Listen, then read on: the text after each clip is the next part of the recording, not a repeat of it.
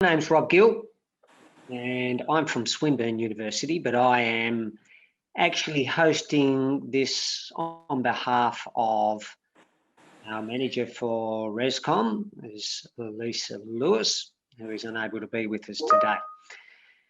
Our topic today is around design thinking for strategic communication. So our speakers, Victoria Erskine, who is a lecturer in communication, and Wilhelmina Whalen is also a lecturer in design. Both come from Charles Sturt University from the School of Communication and Creative Industries. Victoria brings with her 25 years of professional practice in media and strategic communication, and she focuses her research on developing resilience in communication professionals. Whereas Wilhelmina comes from a design background and is a designer and a researcher who focuses on design for social change, spanning the areas of exhibition design, design thinking, and human-centered design, and design as a vehicle for inspiring civic activity. Today's session, titled Design Thinking for Strategic Communication, is investigating and also bringing up worldly information about the distraction and disruption that the communication professional has established for itself as a critical pillar in supporting individuals and organisations to navigate these complex and challenging times. And challenging they certainly are. The new world order requires new ways of thinking, being and doing, and never more evident than the type of revolution, or evolution probably is a better word, that we've gone through in the last 18 months when it comes to working and communicating. A new course at Charles Sturt University is pioneering a model for emerging professionals that places empathy, collaboration, and human-centered design as the foundation for complex problem solving and for strategic communication with impact. So this session is going to explore how the course is expanding new horizons for the professional communication practice. So what I'll do now is I'll pass over to Victoria and Wilhelmina, and they can begin their presentation, but also we encourage you to ask questions and to make comments. You can do this either along the way or you can hold off until we have question time at the end. You can use your hand in the chat box, right, or you can type in a question into the chat box. So, Victoria and Wilhelmina, over to you. Thanks, Rob. Thanks for that. Thank you. Hi, everybody. Welcome. Coming to you from the Blue Mountains in Port Macquarie in a truly collaborative way of delivering our material today. So thank you so much for taking time out of your lunchtime or your work day to join us. We hope you find some inspiration and some new ways of thinking. So I'm obviously Victoria. I'm joined by my colleague in Port Macquarie, Willie. So to kick off today, we'd like to firstly acknowledge the traditional custodians of the lands on which we meet today and pay our respects to elders past and present of the Indigenous nations of the Wiradjuri Nation, and extend respects to Aboriginal and Torres Strait Islander peoples here today. I'm speaking to you from Gundungurra and Darug country, and Willie's coming to you from Biripi country today. So welcome. Thank you. I just realised that we didn't actually complete the word Wiradjuri in that. But I know that's where we are, so that's just as good. Apologies. Okay, thanks, Willie.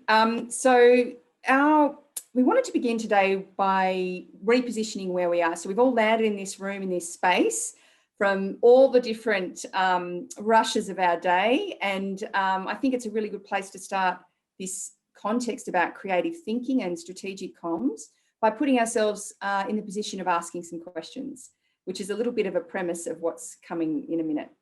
So we ask you to think about two particular things as you go through this presentation.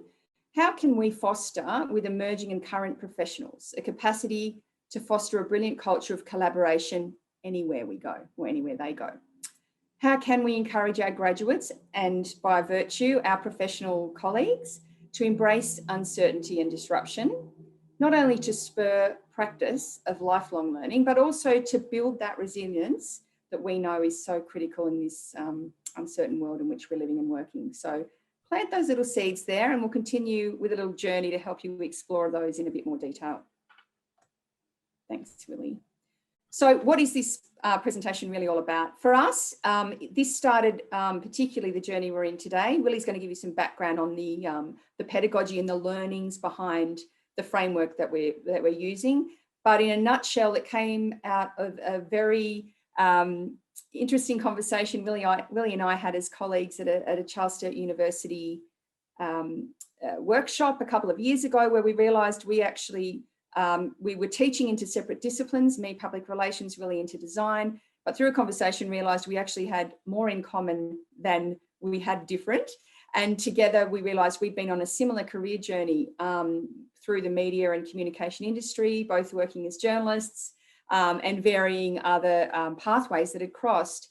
And Willie was really excited about sharing her experiences with design thinking, and I equally passionate about strategic communication and how we might be able to bring those together as an experience for the students.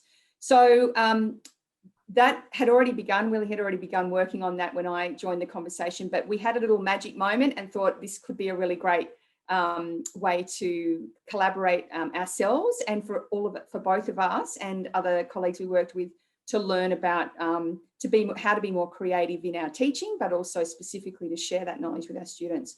So in this context, in the framework of public relations or professional communication, we're talking about bringing the concepts of design thinking and strategic communication together. By bringing these models together in a different way than you may have been thinking about before, we're opening up new ways of learning, but also new ways of doing. It's been a real journey on this process, which we'll share a bit more detail with you, but it's about getting comfortable with being uncomfortable. It's about allowing the process to be that we're all entering into in terms of creative work, to allowing that process over the production. Thinking about putting heart into the balance of the head. And I think for professional communicators, everyone in this room will understand what that means. Being an analytical, generally analytical types, we love a process, we love a project. So it's restoring some of that balance. And most importantly, a key takeaway from this is that we hope you understand the context of, and perhaps walk away with some tools to build a culture of collaboration within your own organisations or communities in which you work. Thanks, Willie. I'm going to hand over to Willie to give us some background on where it all began. Thanks, Vic. The model that we're going to talk about today came out of a research project that began in sort of late 2018 and then into 2019, and it's still going at the moment, actually.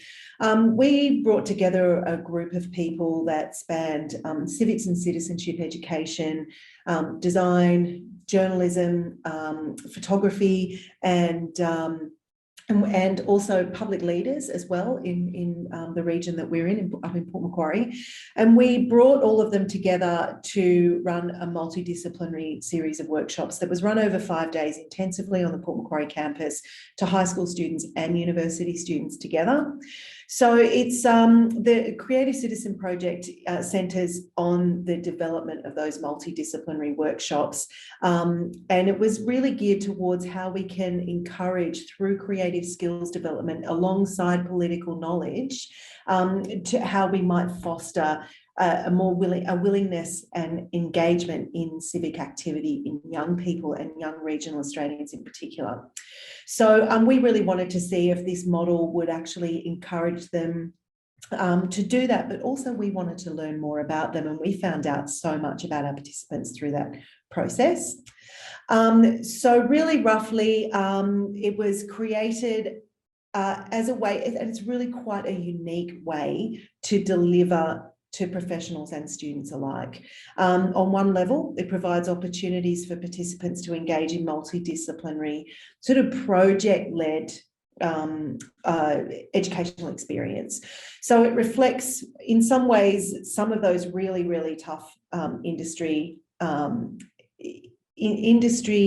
contexts that we're seeing more and more and more. I know for myself, I work with multidisciplinary teams in different countries. There are different time zones, there are different platforms. It's really the way of the world now. So how do we bring that real world into our pedagogy?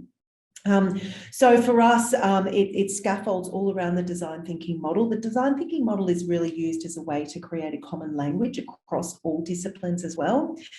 But on a deeper level, it offers an opportunity for the capacity for every practitioner. And I definitely speak for Vic and I when I say we have learned so much through the process. So to play an active role in the culture that is built, that culture of collaboration. And it has taken us on a journey that has far exceeded our expectations in that respect. But most importantly, it doesn't shirk from that disruption and being uncomfortable. And I mean, like Rob said at the beginning, we've all experienced a huge amount of disruption in the last 18 months and still feeling it. And so how do we equip ourselves as practitioners and the people coming up through the industry to embrace disruption as a way to become lifelong learners rather than needing to be the expert in the room, so to speak? So, I mean, the communication and creative industries is definitely in that moment, and it's going to continue to be in that moment. So for us, it calls on us to really drive that idea of being lifelong learners. And when you come across those challenges, that you're equipped because you're used to that sort of disruption and uncertainty. So this was the original pedagogical model. So up the top, you have the 5 stages of design thinking, and this is how we sort of structured the Creative Citizen Project. So under Empathise, we had introduction to civics and talks with community leaders. So it was about giving people the knowledge about the political system and the civic system, and then giving them more of a context about what's happening in their local area, specifically and how they might get involved. And then through ethical interviewing techniques and narrative development workshops, that was a way to help them define not only what the problems are within their communities, but how they might want to approach it, what's important to them. And then we went through, again, narrative development, photography for storytelling. So you can see, like, over the 5 days, it was sort of woven in between the stages of design thinking, and we had a range of people that taught up into those. And then, of course, prototyping and then evaluate. And so evaluate was not just at the end, it was actually all throughout. So every day we ended with, you know, a round table where everybody got to discuss what had happened throughout the day as well. So I will pass over to Vic as we fast forward to 2021. So with all that really rich experience, Willie and I and other colleagues came to put a team together to teach this subject for the first time at the end of last year. So 2020, in the second half of the year, this subject was taken on with a small group of students to pilot. They were from radio, advertising, public relations, design, graphic design, illustration, and photography. So that little small group were basically our guinea pigs. And what a time to test this methodology. At the time, these students had been obviously removed from campuses, removed from their connections in terms of student life, and thrust out into wherever they were, and they were literally all over the state at this point, this group. So it was a really good alive testing way of prototyping and getting feedback on this model as it evolved. So it was really confronting in many ways for all of us in terms of having to, we knew this subject would be offered online, but we also knew there would be, we had designed it so there would be some workshop time face-to-face to help, you know, have that human connection, but that was removed. So everything had to be virtual. So it's now, so we did a very successful pilot last year where the students, despite their challenges personally and as students, did create some very engaging work at the end of this process. In 2021, at the beginning of this year, we're rolling out now to 118 students on 3 campuses, but across not only Australia, but internationally. There's some international students in this cohort as well. So these students are now rising to the challenge. We've learned a lot about how to teach this design thinking, strategic communication, project management process, and we'll show you the fruits of that experiment shortly with a bit more detail. Thanks, Willie. So so adapting, the first group looked at, what we gave the students, just to go to some basics, was a brief. So just like we would in industry, these students were responding to a brief. The brief wasn't tight and specific as some briefs aren't. So it was about the topic of health, and student health and wellbeing was the overarching topic in 2020. So we scaffolded that brief through a number of modules, learning modules that the students would work through, which included online content, readings, activities through each of these. So the modules that we taught replicated the design thinking process. So some of them were large modules that went for several weeks, and others were shorter that depended on the pace of the subject. We obviously have to scale it down to 14 weeks. But we also have to be mindful of the process the students are going through. And the very intention of this whole project or exercise or learning experience is to hold them back. So design thinking and strategic communication come together when we understand and embrace the research and the ideation phases and hold people there, allow them the space to move in and out of those phases before they move into the end game, which is producing something, and then through the other stages. So this model has continued to evolve this year, but essentially that's the learning material and the content. We support them with lots of resources, and then we run weekly online workshops where they're very interactively engaged in a range of learning strategies through those modules. So the further adaptation this year has taken us into a broader topic, which we pulled together, called Contemporary Australian Issues. Very broad. No surprise, the students looked at it and said, well, what do you mean? And so then the first part was actually getting them to define what that means for them. Willie, did you want to talk about some of that research, Sure. that defining stage and how this model fits? I just want to actually briefly talk to this expanded model of the design thinking methodology as well, because, you know, one of the things that's really important when you look at things, for example, like public policy development or other areas of development, like how do we incorporate value-driven empathy? That's one thing that we really wanted to expand upon. So one of the things that we did differently this year is, before we went into empathy, we got them to name their values. And that was really, really important, because I don't think we have very many opportunities to actually sit down and go, okay, well, what are my values? What's important to me? What do I come to the table with? But it's also about locating yourself within the context of the world, really. You know, what do you come with into this project? So it's a matter of actually going into empathy with some reflexivity at the same time. So we like to call that reflexive empathy. It's not a term we came up with, but it's more than just empathy for empathy's sake. It's actually a values-driven empathy where you have to interact with empathy, understanding yourself. So the reflect and evolve at the end is also an extra stage where you have to go back to locate and standpoint and say, well, what did you learn and how have you evolved as a human being through this process? So it's beyond a single project, and it actually feeds into that idea that you are, as a person, as a human being, a lifelong learner through every project that you are involved with. And that could be a reflection on the collaboration. It could be a reflection on what you learned about the issue that you focused on. You know, it can be a number of things. So we found it really important to actually expand upon the design thinking methodology, and that's something that's come out of our research as well. So it was interesting to see the topics that emerged. No surprises. One of the biggest issues that this 100 and something students focused on was mental health. That was a big issue that came in varying forms from various perspectives. Certainly issues facing young people, but the breadth of the topics that the students started from were quite diverse. Just want to say this subject was also running on campus at Bathurst for the very first time. So in parallel to the online delivery, which Willie and I are directly involved in, we have colleagues on the Bathurst campus running this model as well. So, and we're constantly back and forth with how that experience is happening with the students and how they're taking this subject in very different directions.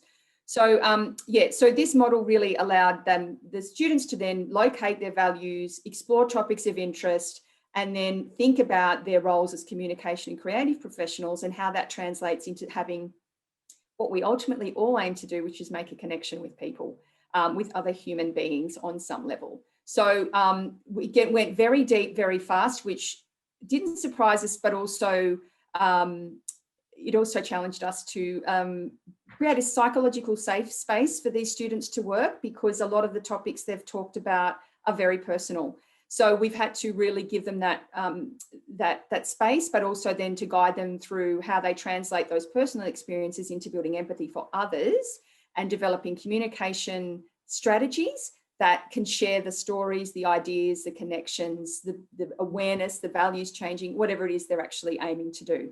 So we didn't give them a project brief that said deliver a website. We gave them a topic. We gave them some tools to explore what it means to them and what it means to people and how to create a connection with an audience. Then they go back to their skills. So looking at, again, at this multidisciplinary team of students, you've got people who came to this project, this subject with public relations skills, who think themselves, and I'll quote, as not creative. So there's a big challenge for our industry right here. Young professional communicators walking into the industry thinking they're not creative because they're not graphic designers or illustrators or drawers or photographers. They're all of those things in different ways. So we have to really challenge. And then equally, we had more visually developed students who visual design, who think they can't write.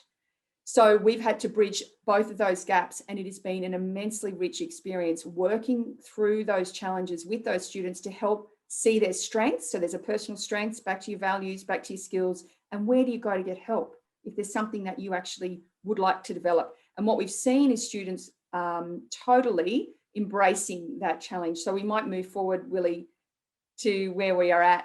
What I guess I wanted to snapshot for my peers and colleagues in the room is from a strategic communication perspective, where I could as soon as I spoke to Willie in that very first conversation, could see how these worlds could collide into a beautiful marriage. So we're basing the methodology on project management frameworks, which is the illustration on the left there of your screen, which everyone in this room will know about and everyone in the industry works to, but that more process driven. So we gave them a project management toolkit and said, these are the stages of the project that you need to map against this creative process.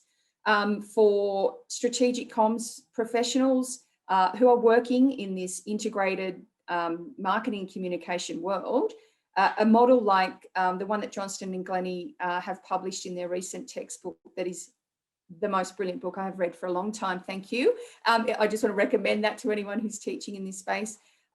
Summarizes and places communication strategy and planning within this context of grand strategy, and demonstrates also that it doesn't, this model is a process that we're all working through. So it's not to say that creative thinking hasn't been part of professional public relations. It absolutely has. It 100% is. So that situational analysis, the public analysis, the goal setting, all of that stuff happens in a creative space. But what I know from experience and what I know from talking with industry and from students is that there is a process-driven and outputs and outcomes focus in a lot of the work we do. So investigating insights, we're very good at doing the analysis and the research in PR and comms, and looking to evidence to justify and also to make the right connections. But it's the space in those first 2 or 3 stages of strategic communication planning that I was interested in exploring in a bit more detail with these students, to get them to see how they can hold a bit of that space before they get into that delivery, action planning, admin planning, and review planning. And of course, just like the model that Willie shared, this is an iterative process that we all know we go through and come back to and refine our goals. And so it's not to say that this hasn't been done before, but we just saw an opportunity to perhaps make it a bit more, the creative element of strategic communication planning, a little bit more explicit. So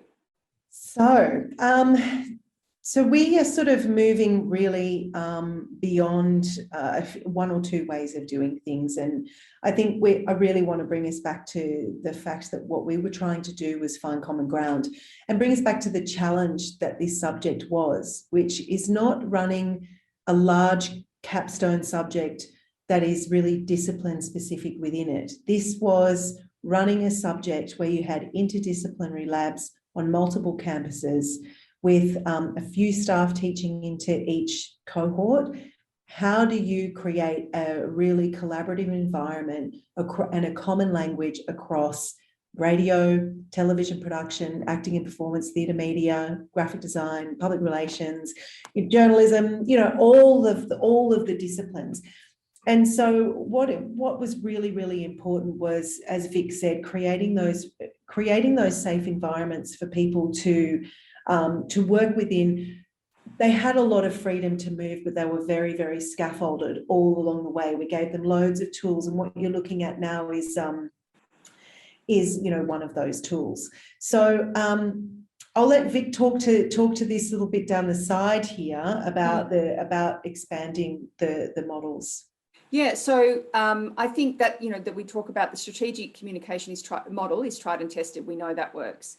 So this is moving, as Willie said, beyond the idea that we need, that brainstorming is the output of creative, is the creative tool for public relations practitioners. And we all know there's a lot more than brainstorming happening, but it's often where we kind of land, and that's how that happens. The tools to do that depend on largely the people that you work with and their creative skills and experience. So I guess what we were trying to do here is say to these young emerging professionals that you now have a new suite of tools available to you, you can share and build on. So outcomes and outputs are obviously critical, but they need to be, we have to be realistic and relevant. We have a time frame, we've got 14 weeks. They've got no budget to deliver any of this, just on the side. So there's a reality check. So the work that they create is entirely of their own making, but they have to map that against, project milestones. They have to produce project plans. They have to produce budgets. They have to produce costings, even if they're not actually using an actual budget, but a projected budget or an estimate of a budget. So we are asking them to develop communication projects that have a realistic component to them. But what we wanted them to do was think about the creativity process and all the tools available to them beyond just this thinking of what is brainstorming. Is it getting in a room with some lollies and some sticky notes? I mean, that's what this looks like here. But actually, this is all done virtually and how that works. And we're going to give you an example in a minute of how to do that as a team. So what I guess this also led to us discover is that there is this potential for connection through creativity that is somehow often hampered because of our desire, necessity sometimes, to push through to the end, to get the output and the outcome. So what we want to do in this process is give students the confidence to unleash that values-driven, human-centered approach to communication. So they're testing this model as it goes, and hopefully being able to work through some way of marrying those essential elements of project planning with creativity in a way that delivers something. So this example, do we want to share what this is, Willie, or will I jump in? Sure. Yep. Okay, so this is one of the ideation methods where you list a range of assumptions. And as you can see on this is actually the in-betweeners group. So what they're looking at are people who feel that they don't necessarily fit in society. And all of the people that are in this group either have family members or they themselves feel that they sit in between society. So it's a really moving project. What they have, how they've collaborated has been absolutely amazing. So you can see here that what they've done is they've written things, that are the assumptions that they often hear around themselves or around people that they know. And this is a way of just bringing those assumptions up. So, you're either Indigenous or not, so says the Australian census. People choose to isolate, or you should be loyal to your black/white side. All of these assumptions that come from these lived experiences as well. around dyslexia. High IQ could never be dyslexic, or dyslexics read backwards, or dyslexic equals stupid. And, so it's about actually thinking about the issues in a really different way and making it explicit. So a lot of stuff can sit tacitly. What a lot of these ideation methods allow the students to do is just put it down in different ways, and all of these ideas can come up out of having to do these processes as well. We give them a worksheet with around 8 different ideation methods, and they have to choose 2, and then they have to choose 1 from their own discipline. So they, in the end, they need at least 3 ideation methods, and they have to really immerse themselves in those processes. And as you can see, they come together through a range of different things like Google Jamboards. Some of them have been using Discuss and Trello boards and all sorts of things. And I mean, this is one page. This particular group now has, I think, 3 different Jamboards, each with 20 pages. That's how much work they have done behind the scenes. And it has just been absolutely unbelievable to watch. It's inspiring, really. So where to next? Yeah. So how did it roll out? Yeah. Yes.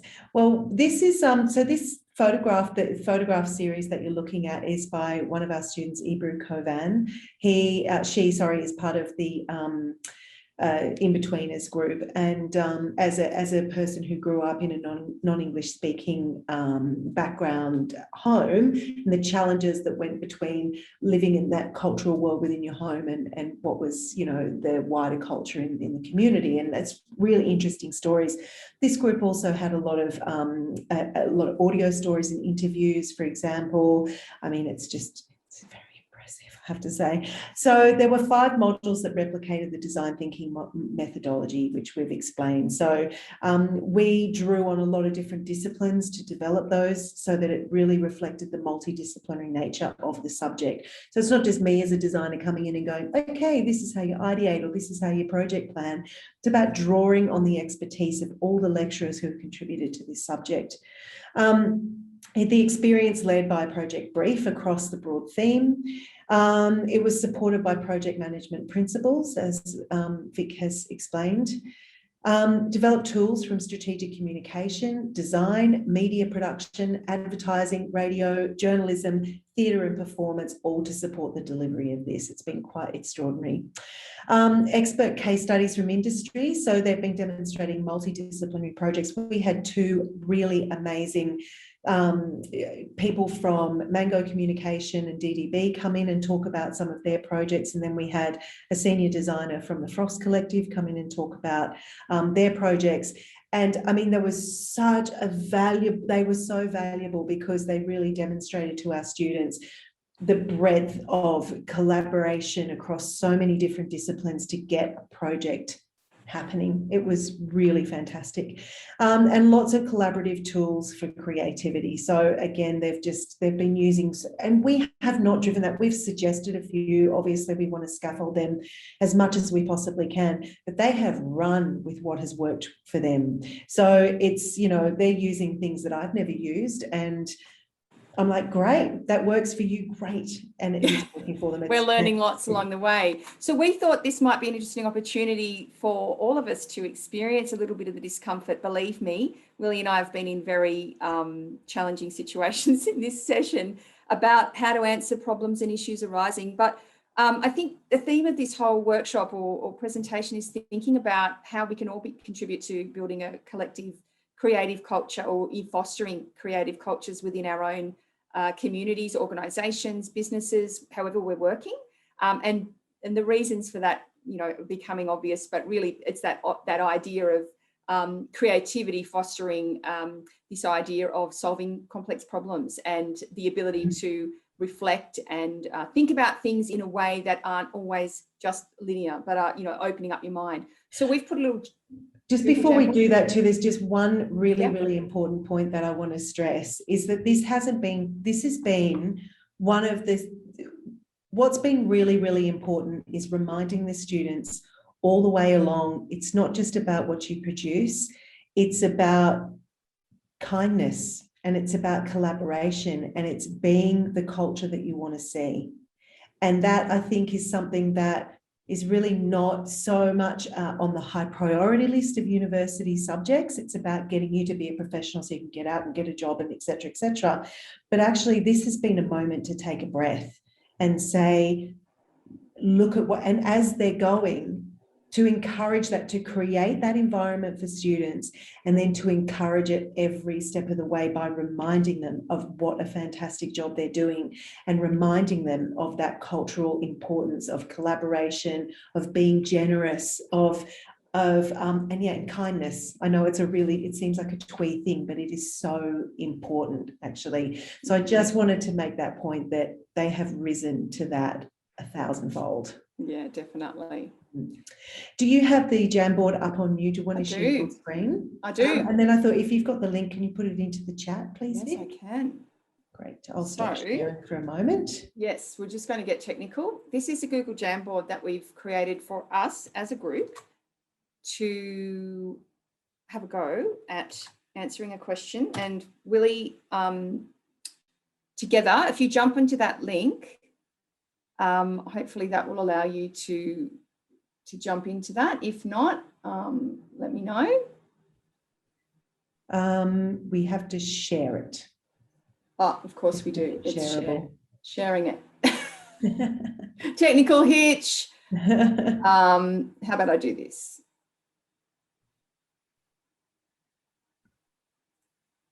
Okay.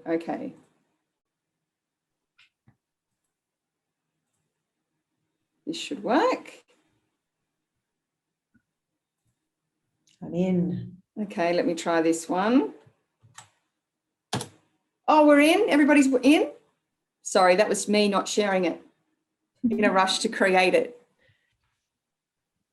So, Willie, can I call on your superior sketching skills here to put the question up? Oh, I don't have my pen tablet with me. Oh, okay, we'll do it with dodgy. notes. Yeah, so you can. Oddly, I'm not seeing the tools. I can see the tools. Oh, so what you need to, what you can do here is, if you can see the tools on the left-hand side of your screen, how about I share? I think you have to allow us all to be an editor, Vic. Oh, again, okay, minor technicality. How do I do that, Willie? So when you go to share, yep, you can just say everyone can edit.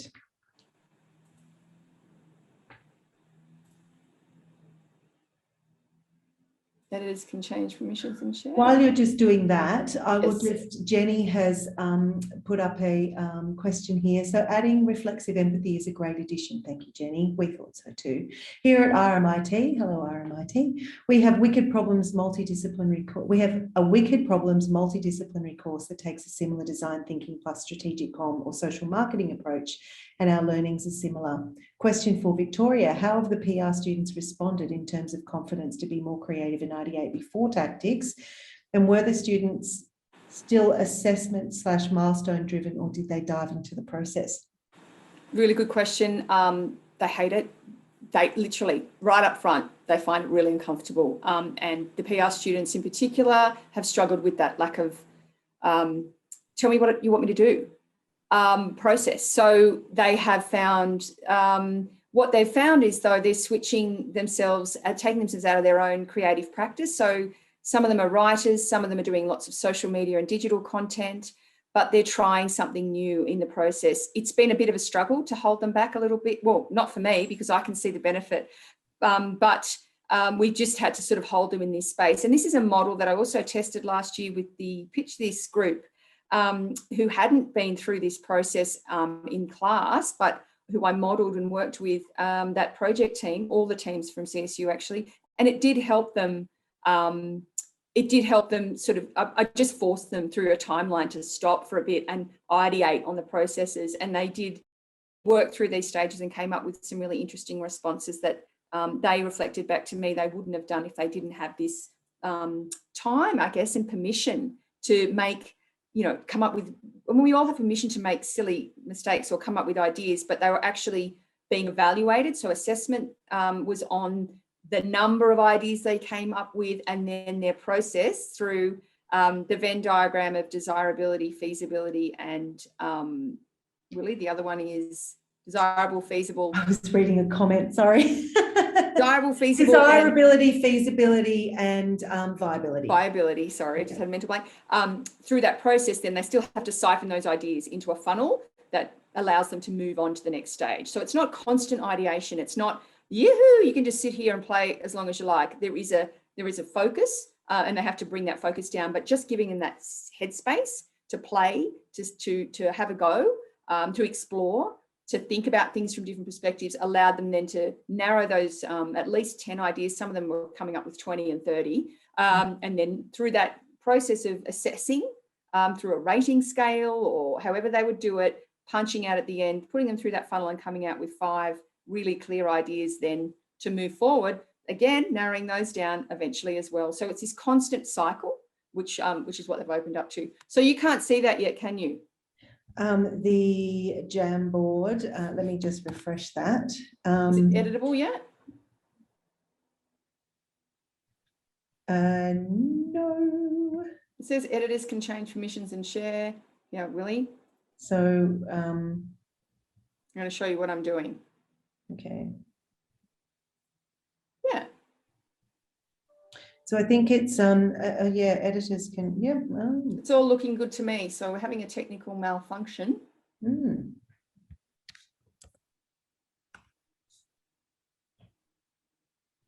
Okay.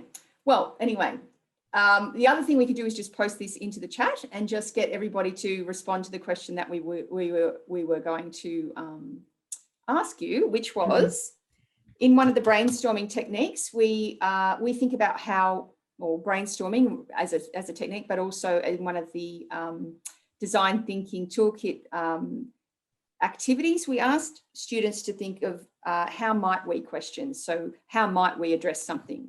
So we're going to ask this group to think, how might we create or foster, sorry, a more creative culture? And you can insert that in your organisation, your workplace, however you want to put it. So because we're having a little technical issue with this editing of this Jamboard, if you'd like to just post your comments in the chat box, that would be really great.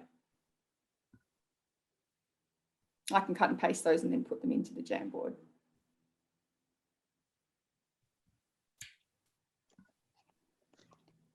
Would you like me to quickly make a Jamboard, Vic? Yeah, if you can do it really quickly, Willie, you're much more adept at the fast pace of this, but you can see it's just not working for me for some reason. I can do that. So while we're doing that, Any questions? Dora and Willie, yeah, do you want to answer some more questions? Yes, please. More that have come up. So I'm sorry I can't see the names of the people that have left the questions, but we have one here. I'm currently undertaking a research on creativity in public relations from an ecological perspective. It's interesting that you mentioned that students taking public relations disciplines thought that they were not creative as compared to the design students. My research, based on interviews with 10 PR practitioners, have found that creativity in PR and communication domain is a skill that can be learnt, trained and fostered. The core PR practices are also a demonstration of creative at practice, such as storytelling. I'm looking at creativity through the ecological, I just zoomed up too far. Through the ecological systems view, and it is also interesting to hear that your approach of discovering and fostering creativity. Here's the question. My question is, what are your challenges of incorporating 2 models, that is the DK and the SC, and how do you think this incorporated model, sorry, it's very hard to hold my finger on this, incorporated model can be applied to industry? That's a lot of context, but I think I'm working with you. Interestingly enough, one of our groups went off and has done an environmental response to that Australian contemporary issues and gone off on a, not just ecological, looking at systems, but that's a by the by. The challenge is, I guess, to this is not new thinking, by the way. Obviously, this is something that's bubbled up. I mean, Andy Green wrote several books about this topic. We all know his work. So I think what we're learning is that I think somewhere along the way, technology and the impact of technology on our profession kind of overtook our necessity. So there's this panic for everybody to be digitally, which obviously they need to be digitally literate, and all those kind of technological impacts on our profession have been the thing that we've focused our energy on. And the creativity has always been there, but it's not been as explicit in our learning and teaching, from my experience and from working in the industry as well. So I think what we're learning is that there are several models that you could invest in. This is one way that we are finding the connections between strategic communication and creativity happening through this merging of these two, of the design thinking process. So that's the key learning for us at this point. Mm. I just wanted to say Willie's been working in the background. So have we got a Jamboard? There is a Jamboard. There's a new link down there. I'm just conscious we've got 10 minutes to go, so I don't want to... I just wanted to address Leanne's question here. Leanne said, congratulations on such a fresh approach to teaching and learning. Thank you, Leanne. I particularly admire the collaboration between the academics to set up this course, but were you challenged by student attitudes to traditional group work? I have two answers to that. Absolutely 100% yes, but I would also say it wasn't just the students. I would say that not every academic came into this with, let's say, the spirit of collaboration. And I don't mean to out anybody in this, but I think that Vic and I were very lucky that we had each other and that we got to run it once before. That Vic, I was really lucky that Vic was so open to the process and willing to dive into something with me, blindfold on almost, going, yeah, sure, it's bound to work. Let's give it a crack. You know, like, to be able to work with people like Vic, who are willing to take that risk and be uncomfortable with disruption and all of that, was a gift, honestly. And we had other lecturers on campus as well who, you know, it was their first time to run the subject in this form. We have never done anything like this in our school. So it wasn't just the challenges for the students, it was really challenging for staff as well. And, you know, I'm hoping that now that staff have been through it and they can see, you know, the potential for collaboration in a really different way, that they're kind of going, okay, get it now. Okay, that's good. But it's definitely been a learning curve for us. And what's interesting about the students is that one of them recently said, I didn't really understand how I was going to be marked on individual work, but yet I've got to collaborate. And they do have to, we keep coming back to, you have to create a jigsaw puzzle piece that goes into something much larger than just your work. And the way that students have been shifting their thinking around collaboration and that idea around group work has been really extraordinary to see as well. They're layer caking. So I've got skills I'm going to work up into this person's project and this person's project, and I'm going to work across my group rather than just me do my project and put that in there. So the way that they have shifted their thinking around collaboration has significantly shifted. So I think probably while we would love to do this activity, we're running a little short of time. Willie, do you want to run through that, or do you want to finish the slides? Well, maybe what we'll do, if people are interested, maybe we can keep the Jamboard open. Yeah. And maybe we can give you some time to think about it. Yeah. And I think that would be, I mean, I would love for everyone who's been part of today to kind of contribute to that and have a moment if you want to.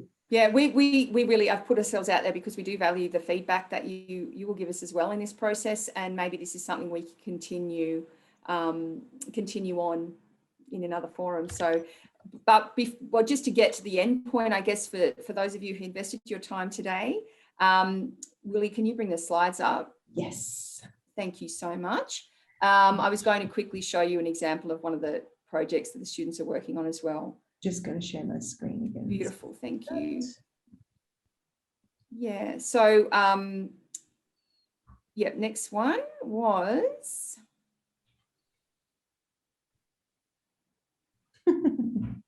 Oops, sorry, I just have to share it again. It's little Zoom glitches. There we go. Okay, beautiful. So the student feedback has essentially been, while it's painful, it's been worthwhile. The emotional growth in the students, the fact that they're trying new skills. We've had journalists doing video, not with journalists do videos, journalists exploring with mind mapping for story development. Doing performance. We have journalism students doing performances in live theatre, which is not something that they'd ever done before. We have public relations students honing their skills, but also doing things like producing podcast content, diving into audio editing and learning new skills that they may not have spent as much time to do. The assessment is all around evaluating the process, not the output.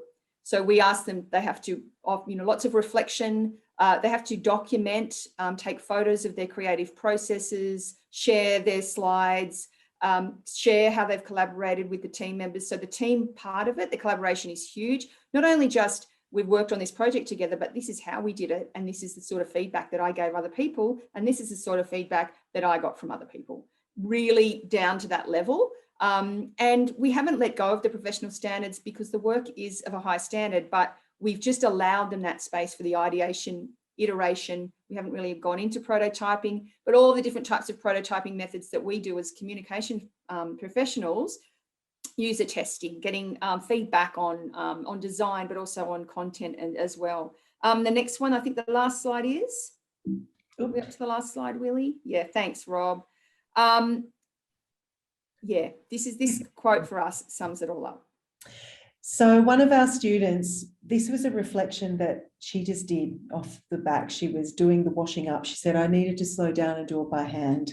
And this was part of the reflection. I wanted to read it all to you, but it was really long and it was just really brilliant. But anyway, she wrote, this project didn't come with instructions, which has been challenging, but I feel it's turned out to be a valuable learning experience. It has kind of revealed itself bit by bit along the way as to what it needs, and we have to rise up and meet it. It's stressful at times, but also great. I think being thrown in the deep end and learning as we go has tested all of us, that we have all met the challenge. I can't wait to see our end result. Oh, sorry, I've missed a great big bit. Tested, but we met the challenge, and I think our team is awesome. Double exclamation marks. I can't wait to see our end result. Reflection over, back to the busy home stretch.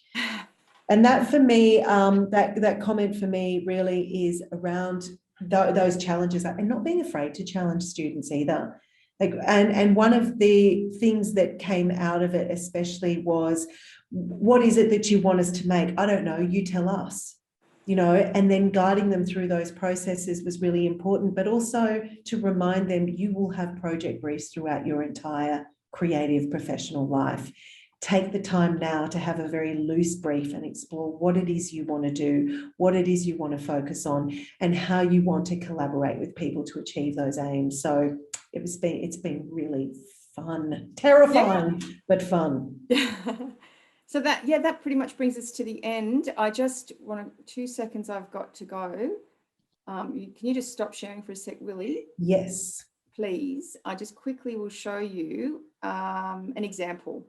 So this is an example of the In-Betweeners project. It's still, they're still doing some work on it, but essentially you've got, that's the team. And one of the students actually illustrated all of the team members to create this homepage. In the stories, each of these stories are not only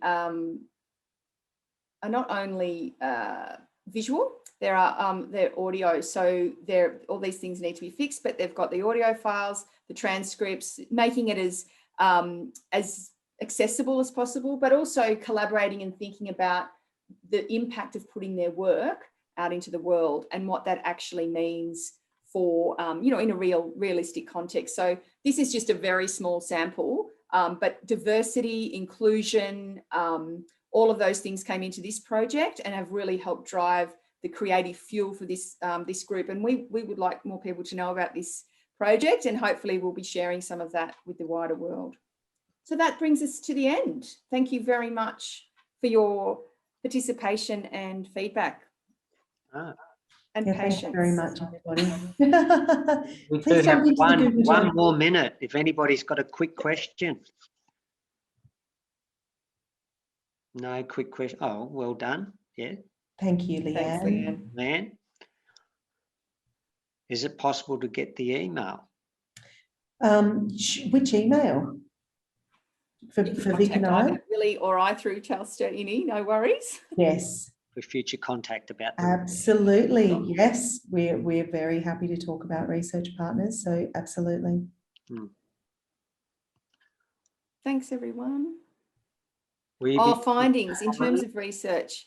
Well, Willie is publishing, and Willie and I are also working on a project, a research project to publish this, the work of this for a conference later in the year. We will share the PDF with the slides in there, and you can see that there's a link also to the design practice research site. It's like basically my website, but it contains a lot of things. It contains actually some of the work from previous iterations of the Creative Citizen project. It talks about the model. I'm really more than happy to discuss with anybody this harebrained scheme of ours. So yeah, definitely. Please get in contact. All right, great. Well, we might leave it there. We're bang on 1 o'clock. So that's our hour up. So thanks very, very much to Victoria and Wilhelmina, and go back to the site and revisit what's been said today if you want to catch up on the news. So thanks so much, everybody. Thanks, Rob. Thanks, everyone. Bye. Have a great day.